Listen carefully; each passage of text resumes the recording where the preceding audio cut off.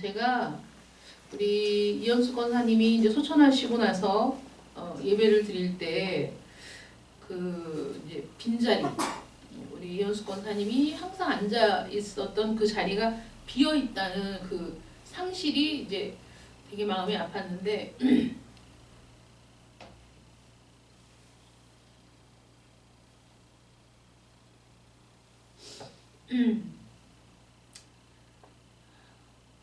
우리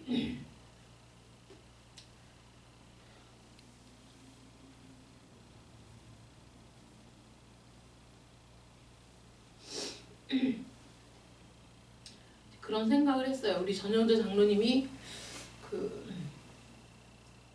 밖에서 항상 그 주보를 가지고 계셨던 모습이나 그 앉으셨던 자리가 또 언젠가는 보이지 않겠구나, 그런 생각을 하면서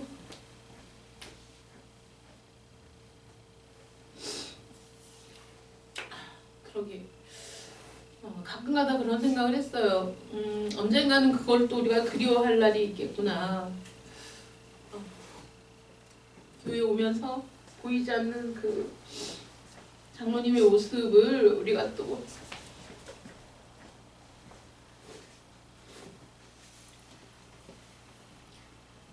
그런 상실감을 느낄 때가 오겠구나, 그런 생각을 했거든요.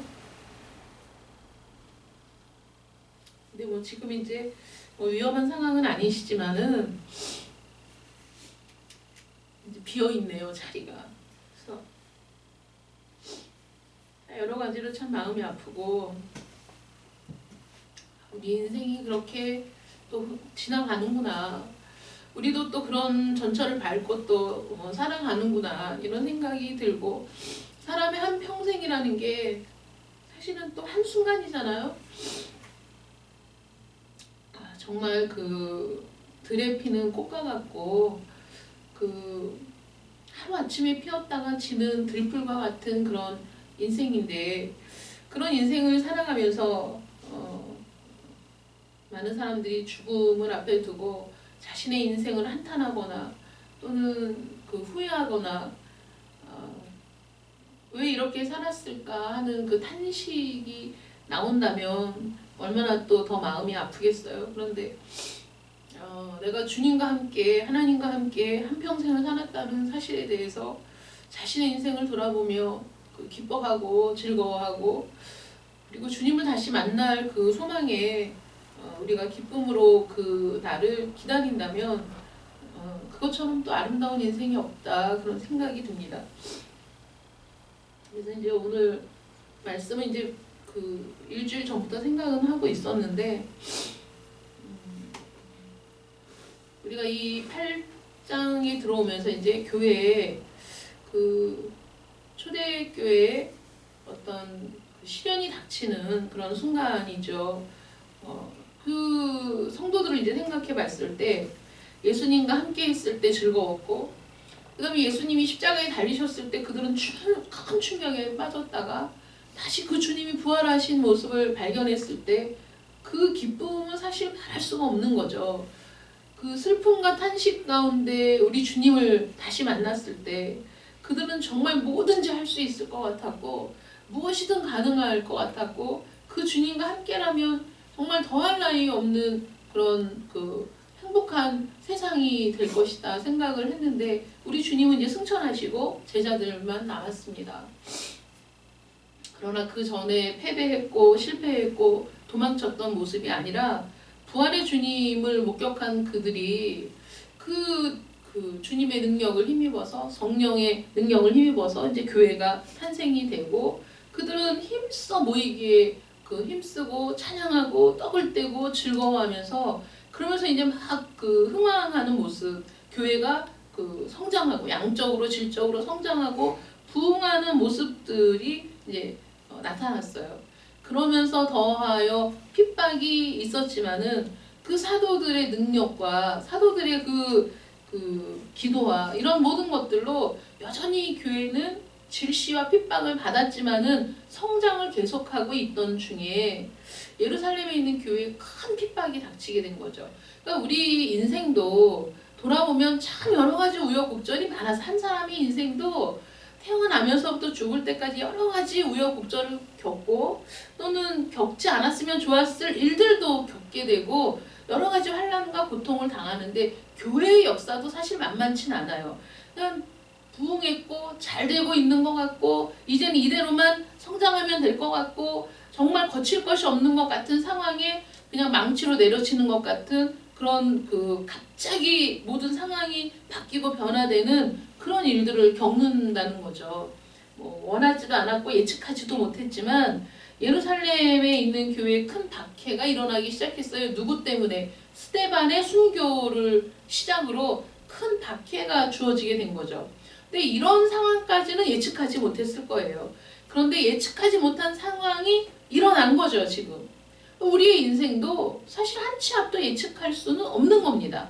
무슨 일이 일어날지 전혀 우리가 알 수 없어요. 우리의 예측이 빗나갈 때도 많고 이렇게 살면 이렇게 되겠거니 라고 우리가 우리의 미래를 예상하고 그렇게 준비해도 한순간에 무너질 수 있는 게 우리의 삶인 거죠. 그러면 우리는 이런 일들을 만났을 때 하나님 어찌하여 왜 우리에게 이런 일이 일어납니까? 왜 우리가 원하는 대로 인생이 되지 않습니까? 왜 우리가 추구하는 대로 가게 내버려 두지 않습니까? 정말 하나님이 살아계신 거 맞습니까? 정말 하나님이 우리를 인도하시며 복을 주시는 분이 맞습니까? 이런 생각이 들죠. 사람은 그런 생각이 드는 겁니다. 근데 이 예루살렘 교회에 이런 박해가 주어졌을 때 사람들이 스데반을 장사하고 그 다음에 유대와 사마리아 모든 땅으로 사람들이 다 흩어지고 심지어는 유대 바깥으로 예루살렘 바깥으로 그 근방에 있는 그 지역들로 사람들이 다 흩어져 나가게 됐어요. 원했던 일이 아니고 예상했던 일도 아니었습니다. 그런데 그들은 순식간에 갑자기 자신의 삶의 터전을 버려두고 떠나는 거거든요. 근데 여러분 그거 생각해 보세요. 저는 하나님이 말씀하시면 언제든지 이 집도 모든 환경도 모든 상황도 하나님이 아니라고 하면 다 버리고 하나님이 원하시는 길로 갈 수 있어. 저는 그렇게 생각했던 시간들이 많았습니다. 그런데 막상 어떤 일을 결단해야 되고 결정해야 될 때 정말 수도 없이 많은 것들이 다 걸리기 시작했어요. 예를 들어서 애들 학교는 어떡하나 또는 그러면 또 어디 가서 살아야 되나 내 삶을 이루고 있는 모든 것들을 다 염려하고 근심하면서 막상 결정해야 할 때는 결정을 내리지 못하는 그 갈등 상황이 오더라고요. 그러니까 믿음만 있으면 하나님이 우리를 지키신다는 보장이 있다면 무슨 상황이든 무슨 상관이 있어. 어떤 상황에서도 나는 할 수 있어 라고 생각한 건 그 당시의 믿음이고 막상 그런 상황이 닥쳤을 때 정말 그렇게 할 수 있는가는 또 다른 문제더라고요. 우리의 그런 연약함을 아시기 때문에 하나님께서 이렇게 하시는 것 같아요. 누가 자기 삶의 터전을 지키고 싶지 않겠습니까? 누가 자기가 이루어왔던 것들을 누리고 싶지 않겠습니까? 자신이 안주해왔던 모든 것들을 한순간에 떠나야 한다는 것은 너무너무 어려운 일이고 고통스러운 일인 거예요. 그런데 예루살렘 교회에 박해가 시작되니까 여기에서 보면은 가장 중요한 건 생명이라는 사실이 드러나는 거죠. 내가 지금까지 안주해왔던 모든 환경도 내가 누려왔던 모든 것들도 사실은 생명 앞에는 더 중요한 것이 아니었더라 하는 것이죠. 그러니까 우리가 생명의 위협을 받지 않을 때는 많은 것들을 근심하고 염려하며 이건 어떡할까 저건 어떡할까 이거는 또 누가 할까 내가 가고 나면 그 다음은 어떻게 될까 그런 걱정들을 하지만 생명이 가장 중요한 정점에 떠오를 때에는 다른 건 다 필요 없고 어떻게 하면 생명을 보존할까 이게 우리에게 드는 가장 자연스러운 생각이라는 겁니다. 그러므로 생명의 위협을 받으면 사람들은 다 버려두고 떠날 수 있어요. 다 내려놓고 그냥 필요한 것만 챙겨서 야밤에라도 갈 수 있는 겁니다. 생명의 위협을 받으면. 그래서 때로는 하나님께서 왜 이렇게까지 하셨을까 이해할 수 없죠. 예측할 수도 없었고 이해할 수도 없었는데 하루아침에 이런 일이 벌어졌을 때 그들은 순식간에 자신들에게 가장 필요한 것만 챙겨서 그냥 떠나게 되는 이런 상황이 됐어요. 그래서 우리 인간의 눈으로 볼 때는 이해할 수 없는 일, 또 예측할 수 없었던 일, 그 다음에 떠나서 도대체 어디로 가야 되나, 아무것도 알 수 없는 길을 떠나는 그런 상황들을 하나님이 만드실 때 우리는 어찌하여 라고 하나님 앞에 부르짖지만 시간이 지난 뒤에 우리가 뭐라고 고백하냐면 하나님의 섭리라고 고백하게 되는 거죠. 하나님의 섭리였다.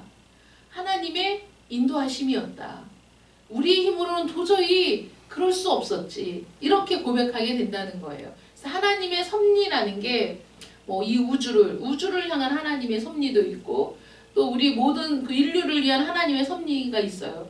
인간의 역사도 하나님의 섭리 가운데 흘러가고 있어요. 그런데 우주의 역사든 이 지구의 역사든 이 세계의 역사든 다 필요 없고 나라는 한 사람의 인생 여기에도 하나님의 섭리가 있다는 거죠. 여러분 각 사람을 향한 하나님의 섭리가 있어요. 하나님께서 여러분 각 사람을 하나님의 섭리 안에서 인도하고 계시는 거예요. 그래서 우리가 때로는 이해할 수 없는 일, 때로는 우리가 받아들일 수 없는 일, 그래서 우리 마음에 분노가 일어나고 그 상황이 용납이 안 돼서 우리가 화를 내고 격분하는 일이 있다고 하더라도 그 일들이 하나님의 손 안에 있을 때 결국 그 끝은 하나님이 우리에게 예비하신 은혜와 축복으로 귀결된다는 것, 그걸 우리가 믿고 가는 겁니다. 그러니까 예루살렘에 있는 이 성도들도 큰 박해가 있어서 심지어는 집에 있어도 끌어내서 감옥에 가두는, 또 심지어는 죽음에 이르게 되는 이런 상황이 벌어졌을 때 사람들은 흩어졌으나 그때 이 사람들은 성령으로 충만했고, 그렇잖아요. 성령으로 충만했고 또 사도들의 모든 기적과 이적을 목도했으며 하나님의 섭리를 이들이 이해했다기보다는 믿음으로 받아들인 거죠. 이 모든 일이 하나님의 섭리라는 것을.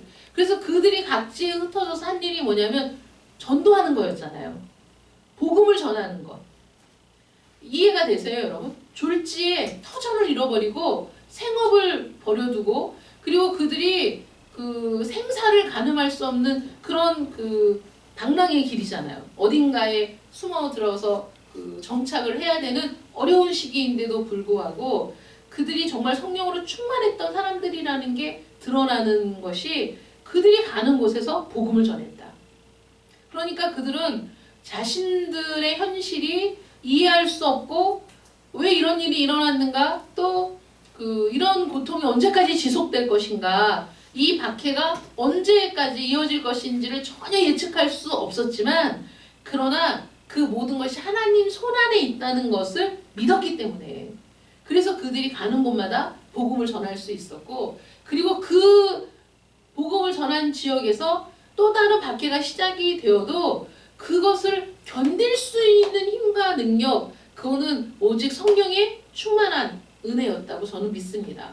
그래서 1세기, 2세기, 3세기를 거치면서 그들이 뭐 터키 지역에서, 그리스 지역에서, 로마 지역에서 지하를 파고 들어가며 오지에 들어가 산속에 들어가 그들이 그곳에서 정말 힘들고 어려운 삶을 지속했을지라도 거기에서 그들의 신앙의 꽃, 거기에서 그들의 믿음의 열매들이 맺히게 되고 그들의 신앙을 오만 군데 다 표현을 해서 벽이며 땅이며 건물이며 자신들의 신앙과 믿음과 복음을 그 벽면에 그 바닥에 새겨가면서 복음을 전했던 그 역사로 말미암아 유럽에, 아시아에, 전 세계에 하나님의 복음이 전파되는 그런 그 획기적인 역사가 일어났다는 것이죠. 그래서 우리 삶에 다가오는 여러 가지 고난과 어려움과 또는 생각하고 싶지 않고 겪고 싶지 않은 일들이 우리에게 주어질 때 그것은 우리를 어느 방향, 하나님이 어느 방향으로 몰아가는 신호다. 우리가 이렇게 생각을 하시면 또 은혜가 되는 겁니다. 요셉이, 우리가 사도행전 하면서 요셉의 얘기를 몇 번 했는데 요셉의 형들이 사실 우리가 그 형들과 같은 모습이고 요셉은 예수님의 모습을 보여준다 이렇게 얘기를 한번 나눈 적이 있는데 요셉이 애굽에 팔려가서 거기에서 이제 온갖 그 고난을 다 당하고 나서 총리가 되는 그런 모습들은 많은 사람들이 그 힘들고 어려웠던 고난의 시간보다는 어쨌든 그거를 겪어내고 그런 상황인데도 불구하고 애굽의 총리가 되었다는 사실에 우리가 주목하면서 열광하는 게 이 창세기 내용인데요. 그 요셉은 인간적으로는 어떤 트라우마, 인간적으로는 어떤 그 잊혀지지 않는 고통의 시간들을 갖고 있었던 거죠. 그가 비록 하나님의 뜻을 이해했고 섭리를 이해했지만 인간적으로 느끼는 고통과 그런 그 감정들은 발로 형용할 수가 없는 거 아니겠습니까? 그래서 하나님의 섭리를 보여주는 창세기를 읽으면서 요셉이 그 방송대곡하는 정말 대성통곡하는 부분을 읽을 때마다 정말 여지없이 눈물이 나고 그 마음이 막 헤아려져서 같이 마음이 아픈 게 항상 그 부분을 읽으면 항상 그런 감정이 막 솟구치는 거예요. 겪지 않은 나도. 그러니까 그 형들이 그 곡식을 구하기 위해 애굽에 왔을 때 형들을 보고 알아보고 마음에 그 모든 감정이 다 막 들끓어 올랐던 거죠. 아버지와 형들이 한편으로는 보고 싶고 혈육이기 때문에 한편으로는 자기를 팔아넘긴 형들에 대해서 얼마나 그 원망하는 마음이 없었다면 그거는 인간이 아닌 거죠, 사실. 형들이 나를 팔았다고 해서 걱정하지 마십시오. 두려워하지 마십시오. 이렇게 얘기를 하는 것은 정말 하나님의 사랑, 그리스도의 사랑을 나타내는 그런 부분이고 그럼에도 불구하고 하나님께서 이런 상황을 만드셨다는 데 대한 순독의 결과이긴 하지만 그 마음속에 들끓어오르는 그 어린 동생을 팔아버리고 그 형들도 편안하지는 않았겠지만은 그 형들을 대면할 때 정말 그 감정이 어땠을까. 그런데도 요셉이 정말 그 하나님의 섭리 아래 굴복을 하잖아요. 나를 먼저 이 땅에 보낸 것은 오늘을 잊기 위해 하나님이 미리 예비하신 것이다. 그러면 나는 고생 안 하고 그냥 그런 동생이 있어서 그런 위급한 때에 가서 그냥 동생을 만나서 그 모든 문제가 해결되면 좋겠다. 뭐 이런 게 우리 인간의 마음 아니겠어요? 그런데 요셉은 홀로 거기 팔려가서 그렇게 모진 그 고난의 시간을 견디고 그리고 이제 하나님의 은혜로 그 애굽의 총리가 돼서 하나님이 주신 지혜를 가지고 7년의 흉년을 대비하는 그런 그 너무 멋진 모습을 보여주고 있어요. 그런데 그 7년이라는 흉년, 7년이라는 대풍이 들고 그 다음에 7년이라는 흉년이 들었을 때 그 흉년, 그러니까 요셉이 7년의 흉년이 있을 것이라는 것을 알고 있는 상황에서 2년이 지났을 때예요. 형들을 만났을 때가 2년이 되던 해. 한 해를 견디고 그 다음 해를 견딜 수 없어서 수많은 사람들이 자신들의 모든 재산을 짊어지고 와서 그 요셉에게 곡식을 팔아라 라고 애걸복걸하는 그런 상황에서 그 야곱도 그 자기 자식들을 보내가지고 곡식을 사와라 이런 상황이 된 거거든요. 왜 이런 일이 벌어지냐면 우리는 7년 동안 환란이 있을 거라는 걸 모르니까 우리는 앞날을 모르니까 7년 동안 풍작을 이루었을 때 그 근동 지역이 다 풍작을 이루었을 거예요. 7년 동안. 그러나 올해도 풍년이네. 올해도 풍년이네. 야, 해마다 이런 풍년이면 좋겠다. 풍년이 계속되면 좋겠다. 그러나 풍년이 아니어도 평작을 하겠다라는 게 우리 인생의 경험이거든요. 그런데 흉년이 한 해가 들었어? 그럼 그 다음에는 또 세상에 뿌릴 씨앗조차 없는 상황이라는 거예요. 흉년이 2년째 됐을 때. 그러니 사람이 얼마나 미래를 예측하지 못하는 눈앞의 것만 보는 사람들인지를 알 수 있는 거죠. 한 해가 흉년이 들었는데 그 다음에 씨앗이 없어. 심을 곡식이. 앞일을 모르는 우리에게 너무나 당연한 일인 겁니다. 그런데 하나님께서 요셉에게 지혜를 주셔서 7년을 대비하는 7년을 보낸 거죠. 앞으로의 7년을 대비하는 그 풍년의 7년을 잘 갈무리해서 7년을 너끈히 살아낼 수 있는 그런 것들을 다 비축해 둔 거거든요. 그런데 그 2년째라는 사실이 사실은 더 절망스러운 거죠. 2년, 왜냐하면 5년을 더 견뎌야 되잖아요. 없는 사람은, 예비하지 못한 사람은 그 5년은 너무 끔찍한 일인 거예요. 죽음인 거고 끔찍한 일이고 멸망인 겁니다. 준비한 사람은 아무 걱정이 없지만 그러나 이 세상에 있는 모든 사람은 자기의 지혜로는 알 수 없어요. 7년이 흉년이 들 거라는 거예요. 그러니까 2년째 됐을 때 그 남은 5년은 만약에 모든 사람이 야 앞으로 5년은 더 흉년이 들을 거야 그러면 지레 다 죽어 넘어갈 거예요. 어떻게 5년을 더 견디냐. 이제 요거밖에 안 지났는데 5년을 어떻게 견디나 이런 절망감에 다 빠져들어서 많은 사람들이 소망을 잃고 죽어갈 겁니다. 야곱은 앞으로 5년을 더 이런 상황을 견뎌야 될 거라는 걸 몰랐고 그 자식들도 전혀 몰랐어요. 몰랐지만 애굽에 곡식이 있다고 하니 가서 곡식을 사갖고 와라. 그때는 돈도 필요 없어요. 자기가 갖고 있는 많은 재산도 곡식이 없다면 소용이 없어. 먹고 살 그 양식이 없다면 내가 금은보화를 갖고 있는 게 무슨 의미가 있겠어요. 그러니까 사람이 최종적으로는 생명이 제일 귀한 거라는 거죠. 천하보다 귀한 영혼이고 그 생명이 정말 이 모든 것을 다 주어도 그 생명과는 바꾸지 않아요, 사람이. 그러니까 생명이 굉장히 중요한 거거든요. 그러면 온 천하를 다 주어도 바꿀 수 없는 그 생명, 모든 재산을 다 주어도 구해야만 하는 그 생명인데 영원한 생명이라면 어떻겠어요?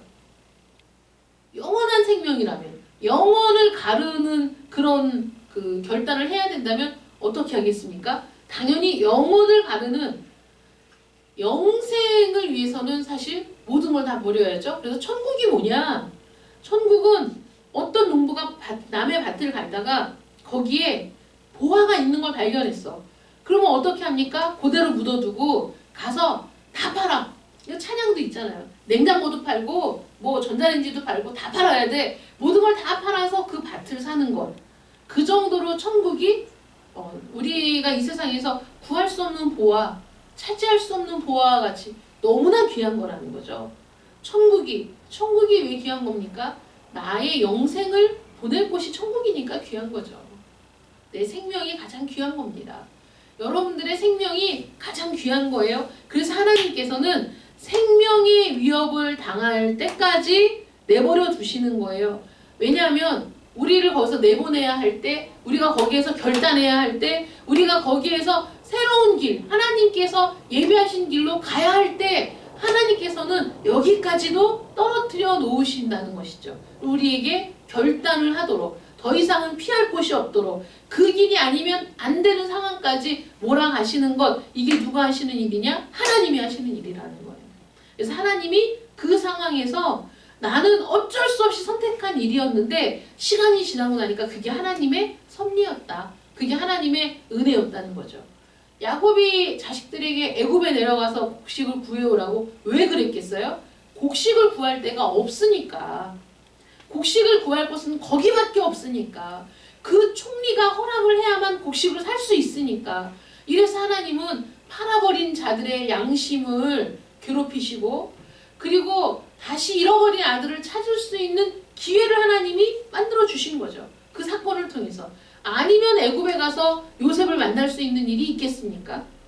이거는 자기가 알고 있는 그 당시 요셉과 그 아들들과 근동에 살고 있는 사람들에게는 그것이 온 세계의 일이죠. 그게 온 세상에 흉년이 들었어. 그 반대편에 어떤 일이 있는지는 모르지만 자기가 살고 있는 그 세상이 온 세계입니다. 온 세상에 흉년이 들고 온 세상에 먹을 것이 없어서 이제는 먹을 것이 있는 곳은 그것밖에 없어. 그럼 사람들이 거기로 가야죠. 이런 상황. 거기밖에 없어. 그 길밖에 없어. 어떤 것도 다 막혔어. 다 막혔어.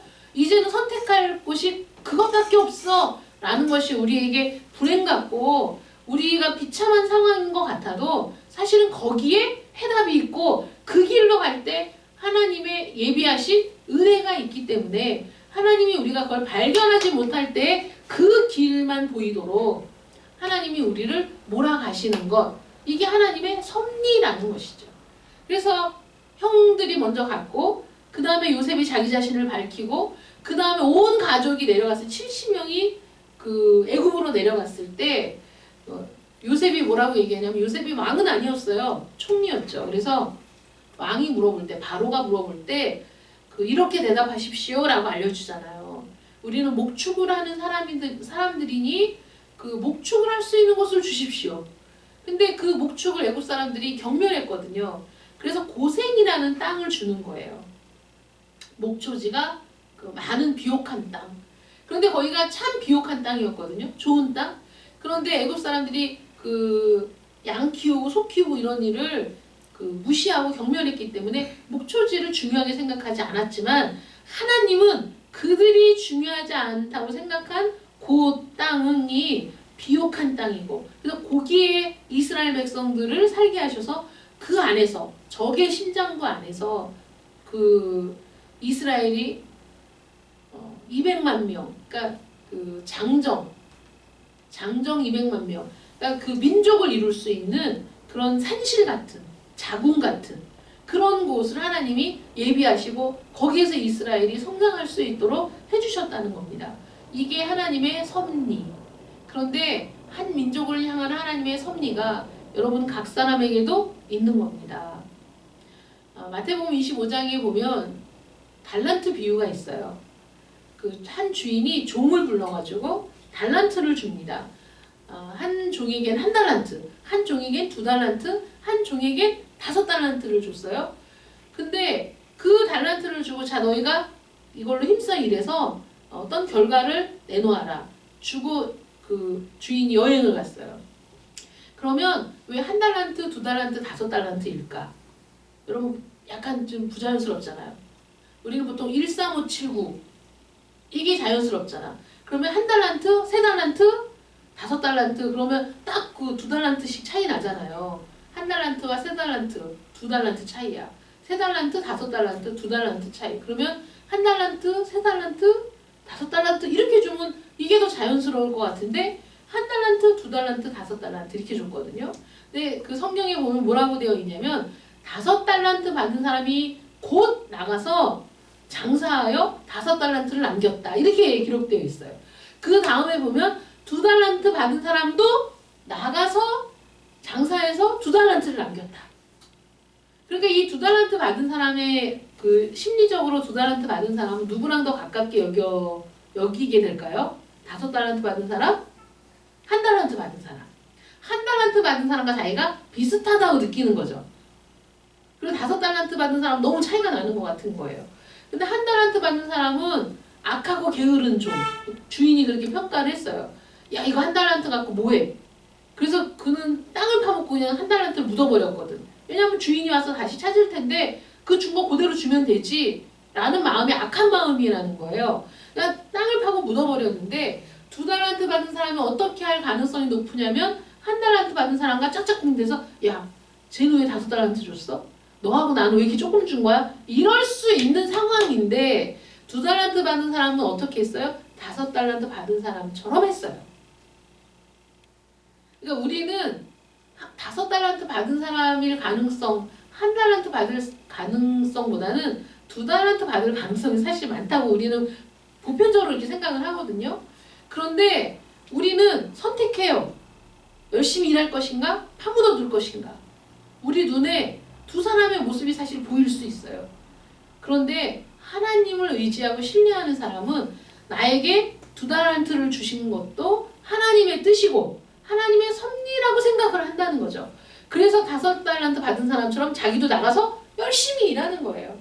그래서 2달란트를 남겼어요. 그런데 주인이 왔을 때 뭐라고 얘기하냐면, 야 너는, 얘는 5달란트 남겼는데 너는 왜 2달란트밖에 못 남겼어? 이렇게 책망한 게 아니라 그 마음, 그것을 가지고 주인의 마음을 깨닫고 나가서 열심히 일했던 그 시간들에 대해서 칭찬하면서 2달란트를 남겼다, 많이 남겼다, 더 많이 남겼다에 주인의 목적이 있었던 게 아니라 이 사람이 어떤 삶을 사는 것이냐가 주인이 원하는 거였다는 거죠. 그러니까 너 참 열심히 살았구나.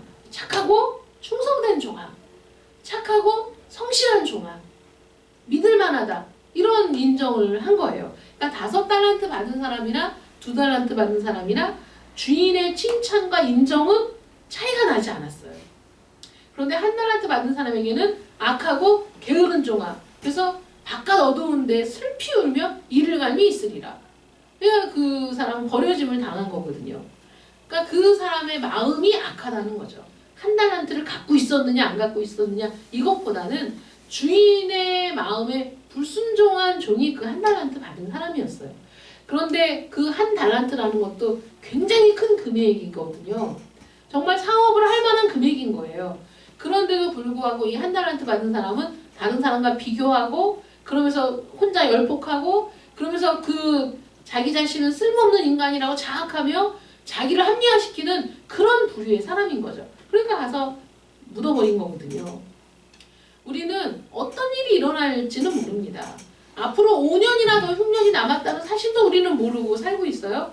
그러나 하나님이 알게 하시는 사람이 있고 준비하게 하는 사람이 있고 그 준비된 예비된 은혜를 함께 누릴 수 있도록 우리를 인도하시고 우리를 몰아가시며 결단하게 하시고 만날 사람을 만나게 하시고 그래서 하나님이 예비하신 길로 우리를 이끌고 가신다는 것, 여기에 대한 확신만 있다면 어떤 환경을 만나도 어떤 상황을 만나도 하나님의 섭리를 고백하며 감사할 수 있는 사람이 된다는 겁니다. 하나님은 결코 우리를 죽이기 위해 계획을 세우시는 분이 아니고 우리를 살리고 우리에게 은혜를 주고 우리와 함께 하시기 위한 정말 놀라운 계획을 갖고 계신 분이라는 거예요. 그러므로 한 치 앞도 내다볼 수 없어요. 예측할 수 없어요. 왜 이런 일이 일어나는지 이해할 수 없어요. 왜 이런 고난이 오는지 우리는 도무지 받아들일 수가 없어요. 그러나 내 삶을 누가 붙들고 있다고요? 하나님이 붙들고 있다고요. 내 인생을 누가 붙들고 있습니까? 하나님이 붙들고 있습니다. 그러므로 하나님이 인도하시는 길이라면 내가 정말 사방으로 우겨쌈을 당해서 아무것도 보이지 않으나 그러나 오직 위에 그 길밖에 없다는 것을 발견하고 그 길로 나아가기를 선택할 때 하나님은 그제서야 우리의 눈을 열어주시고 예비된 은혜를 보여주신다. 그러므로 우리에게 고난만 있는 게 아니라 고난 가운데 임하는 은혜가 있음을 믿으시기 바랍니다. 그게 하나님의 은혜인 거예요. 그러므로 아무리 그 가슴 아픈 일을 만나고 슬픈 일을 만나도 그러나 하나님의 예비하심과 은혜에는 결코 하나님은 후회하심이 없어요.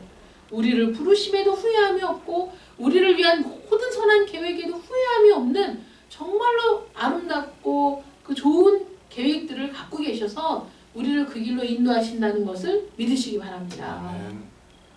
이게 은혜가 충만하고 성령이 충만할 때는 그냥 믿어지고 그래서 아무리 어려운 일을 만나도 기쁨과 감사가 넘치는데 성령의 충만함이 사라지고 은혜가 사라지면 모든 게 불평과 불만이 되는 거거든요. 그러니까 이 초대교회 성도들이 정말 성령이 충만해서 이런 어려운 상황 그 한밤중에 가족들 식솔들을 이끌고 정말 필요한 것들만 챙겨서 그 야만 도주하듯이 그 지역을 피해서 예루살렘을 피해서 인근의 각 지역으로 흩어졌어도 그 모든 일이 하나님의 선한 의도대로 되어진 일임을 고백하면서 거기에서 기쁨과 즐거움으로 그리스도를 전했던 이런 역사를 우리가 보면서 오늘을 사는 우리도 사실 우리 삶 가운데 이런 일들이 이루어지기를 축원합니다. 여러분들을 붙들고 있는 분은 천지를 창조하신 하나님이십니다. 여러분들의 삶을 인도하시고 계획하신 분도 그 하나님이십니다. 그러므로 여러분들의 인생은 반드시 그 종착지는 하나님이 예비하신 은혜의 땅 고센이 될 겁니다. 흉년을 피해 갔으나 예비된 땅이 있었고 흉년을 피해 갔으나 거기서 사랑하는 아들을 만났고 흉년을 피해 갔으나 그 애굽에서 이스라엘 사람들에게는 가장 좋은 땅을 누릴 수 있도록 하나님이 은혜를 베푸셨어요. 그래서 그 흉년이라는 시간들을 그 안에서 하나님의 보호 속에 지낼 수 있었고 이 하나님의 보호하심은 이스라엘이 애굽을 떠나는 그 순간에도 10가지의 재앙이 온 애굽을 초토화시킬 때에도 하나님은 고센 지역을 보호하셔서 그들을 안전하게 출애굽할 수 있도록 인도하신 분, 그 하나님이, 그들의 하나님이 오늘날 우리의 하나님이고 나의 하나님 되심을 기뻐하고 즐거워하는 여러분들 되시기를 축원합니다. 앞일을 몰라 우리가 그 깜깜한 절망을 느끼는 그때에도 오직 우리 주님만이 우리의 빛 되심을 바라보는 여러분들 되시기를 축원합니다. 여러분이 겪는 모든 고난 가운데 하나님의 은혜가 있습니다. 기도하겠습니다. 사랑의 하나님 감사합니다. 우리는 고난을 싫어하고 어려움도 싫어하고 우리는 잘 살기만을 바라며 잘 되기만을 바랍니다. 그러나 그것은 어리석고 연약한 우리 짧은 인생의 소견일 뿐이고 하나님께서는 더 놀라운 것들을 생각하시고 영원한 것들을 준비하시며 우리에게 변치 않는 은혜를 베풀어 주시는 분이 바로 하나님이십니다. 하나님, 성경에 기록된 모든 우리 그리스도인들의 역사, 믿음의 사람들의 역사를 우리가 살펴볼 때 그들이 어려움이 없었던 것이 아니라 고난이 없었던 것이 아니라 그 어려움과 고난을 겪었지만 그러나 하나님의 섭리를 바라보았던 그들, 성령으로 충만했던 그들을 다시 생각합니다. 하나님 우리에게도 성령을 충만하게 부어주시고 하나님의 섭리를 순종할 수 있는 믿음을 허락하여 주셔서 지금 당장은 힘들고 어려운 상황일지라도 그러나 하나님께서 예비하시는 은혜가 있고 하나님의 보호하심이 있고 하나님이 은혜로 우리를 감싼다는 것을 잊지 않도록 하나님 도와주시기를 간절히 원합니다. 모두가 힘들고 어려운 시기를 지나고 있습니다. 하나님 은혜를 베풀어 주시옵소서. 하나님 이 모든 시기를 견뎌야 할 거라면 견딜 수 있는 힘을 주시고 이 모든 시기가 지난 뒤에 하나님이 예비하신 은혜가 있다면 그 은혜를 바라볼 수 있는 믿음을 주시고 하나님 그리고 오늘도 함께 하시는 하나님을 의지하는 저희들 되게 하여 주시옵소서. 아멘. 예수님의 이름으로 기도드립니다. 아멘. 아멘.